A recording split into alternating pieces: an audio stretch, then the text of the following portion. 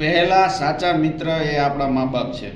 હું જે પણ લોકો આ વિડીયો જોવે છે એને કહું છું કે તમારે જો સુખી થવું હોય ને તો પહેલા મિત્ર તમારા મા બાપને બનાવો અને તમારા ભાઈ બહેન.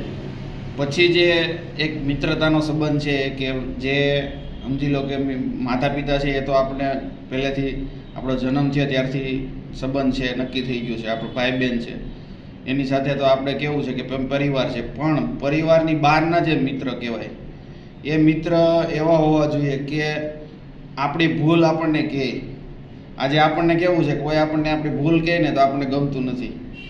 મિત્ર એવો હોવો જોઈએ કે આપણને જ્યારે જરૂર પડે ત્યારે ખીજાય અને સાચા કામ સારા કામમાં કોઈ પણ આપણે સેવાનું કાર્ય છે એમાં સાથ આપે અને જ્યારે ખોટું કરી રહ્યા હોય આપણે કોઈ કામ તો આપણને એ રોકે અને ભલે સંબંધ એને મિત્રતાનો જાતો કરવો પડે પણ એ તમને તમારા કલ્યાણ માટેની વાત કરતો હોય એવો મિત્ર હોવો જોઈએ. એવા સંબંધ હોય તો એક મિત્ર એવો હોય ને તો એ 1000 બરાબર છે. બાકી તો તમારા સારામાં સાથે હોય તમારું, પણ તમારે જ્યારે જરૂર હોય ત્યારે તમારા સાથે ન હોય તો એ મિત્ર શું કામનો?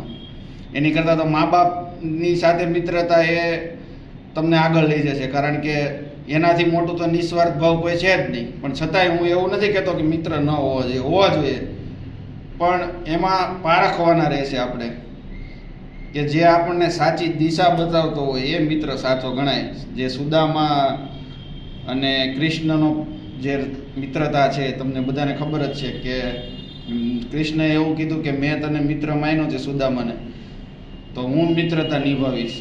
અને એણે છેલ્લે નિભાવી, તે એમની દરિદ્રતા એણે જ દૂર કરી. અને જે ગુરુ માતાએ એને ચણા આપ્યા હતા ખાવા માટે બેયને, તો એ સુદામા પાસે હતા નાના હતા ત્યારે. તો સુદામાએ એકલા ખાઈ લીધું અને એ ખોટું બોલ્યા. વરસાદ આવતો હતો ત્યારે ચડી ગયા. તો એ જે ચણા ખાધા એનું પરિણામ એ આવ્યું કે એને દરિદ્રતા મળી.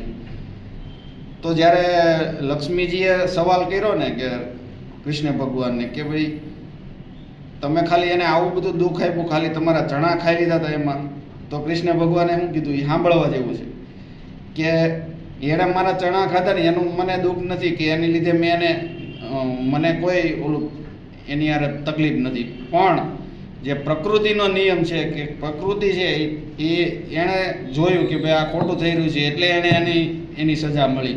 બાકી કૃષ્ણ ભગવાને કોઈ એવું ધાર્યું નહોતું કે આને આવું થાય. એની તો ઈચ્છા એવી જ હતી કે આનો લાભ થાય અને આણે ભલે જે કર્યું ખોટું બોલ્યો કે જે પણ કર્યું.